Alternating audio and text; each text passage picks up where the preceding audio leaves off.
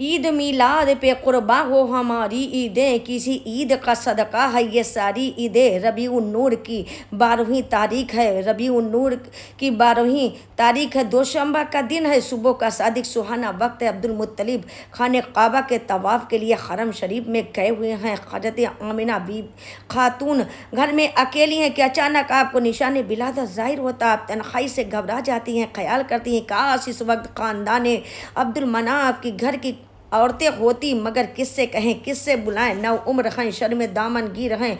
नागहां निगाहें उठती हैं तो देखा कि खूबसूरत खवातीनों से दौलत कदा भरा हुआ है। आप पूछती हैं आप लोग कौन हैं, कहाँ से आई हैं। एक खातून जवाब देती हैं कि बीबी आमना मुबारक हो, सरवरे कौनैन सल्लल्लाहु अलैहि वसल्लम जलवा कर होने वाले हैं, मैं उम्मुल बशर हवा हूँ। दूसरी ने कहा मैं फिरऔन की बीबी आसिया हूँ। तीसरी बोलती हैं कि मैं कुंवारी बतूल मरियम हूँ, ईसा अलैहिस्सलाम की हूँ, और ये सब हूरे बहसती हैं। आज कौनैन का दूल्हा आने वाला है।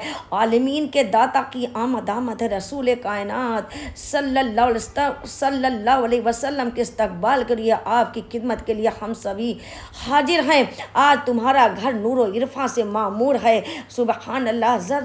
जरा दरवाजे से बाहर नजर डालो, हर तरफ फरिश्तों का मेला लगा हुआ। आज नूर की मूसलाधार बारिश तेरे घर में छमाछम बरस रही है। अर्श इलाही के साए में मलाइका मुकर्रबीन सर झुकाए खड़े हैं। इसी माबैन हिजाब अजमत से आवाज़ आती है, मलाए औला के तमाम फरिश्ते ज़मीन पर जमा हो जाएं,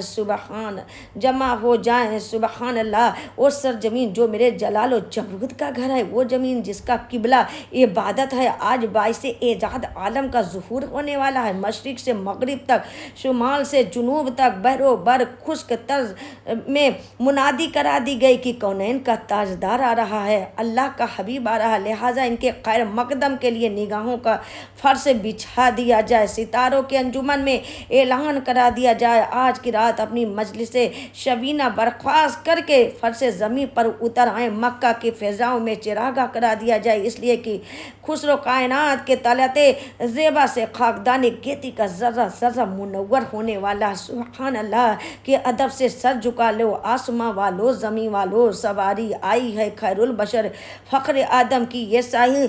फरमान सुनते ही तमाम फरिश्ते सजदा रेज हो गए। रात भर कुदसियाने फलक के काफिले ज़मीन पर उतर आए। जो ही सुबह सादिक का उजाला चमका, मक्का की फजाएं रहमत नूर से भर गई। सुभान अल्लाह। भर गई रहमो करम की हसीन वादियाँ, खलको मुसर्रत का हसीन गुलदस्ता हाथों में लिए अब्दुल्लाह के घर नमूदार हुई। आसमान फरते मुसर्रत से उछल पड़ा। ज़मीन अपनी खुशनसीबी पर फ़ख्र करने लगी, नाज करने लगी। कायनात का ज़र्रा ज़र्रा ईद मिलादुन नबी का नारा लगाने लगा। सिदरा के मकी जिब्रील अमी रूहुल अमी एक सब्ज़ परचम लेकर खाने काबा के छत पर चढ़ गए और हुजूर शाही में सलाम और नियाज पेश करते हैं कि शहर का वक्त था। हरम मोहतरम की झुकी हुई दीवारें इस्तेदादा हो गईं। कुसूर नबूवत का शहंशाह इस शान से तशरीफ़ पड़ा कि सलाम ए आमिना के लाल, ए महबूब सुबहानी, सलाम ए फ़ख्र मौजूदात, फ़ख्र नू इंसानी। की अरबी दस्तूर के मुताबिक कबीला बनु साद का एक काफ़िला चलता है, जिसमें एक गरीब दाया थी जो कहत के मारे चिल्ला रही थी और दुबली पतली उठनी पर सवार होकर मक्का पहुंचती हैं।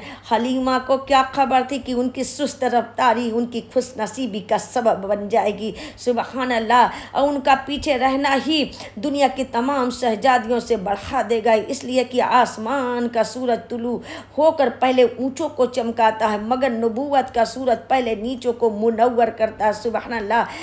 हलीमा सादिया को लाजवाल दौलत से माला माल होना था, जिनकी खिदमत तारीख इस्लाम में अब्दो आला तक चमकती रहेगी। मोहब्बत के कदमों से आगे बढ़ी और खुलूस की पेशानी अब्दुल्लाह की चौखट पर झुका दी। सुभान अल्लाह।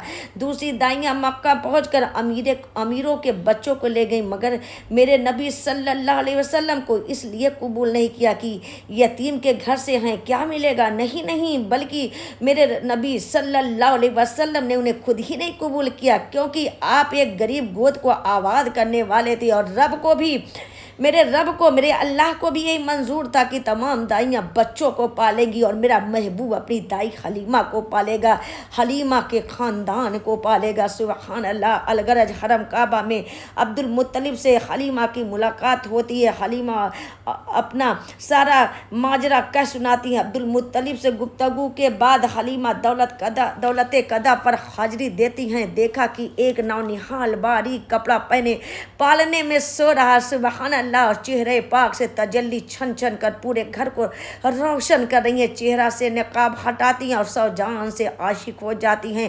نگاہ نبوت نے حلیمہ کو دیکھا، ان کے سوکھے پستان دودھ سے بھر گئے، گود میں اٹھا لیتی ہیں اور پیشانی چوم کر دایاں پستان پیش کر دیتی ہیں۔ رسول اعظم صلی اللہ علیہ وسلم قبول فرما لیتے ہیں۔ بایاں پستان پیش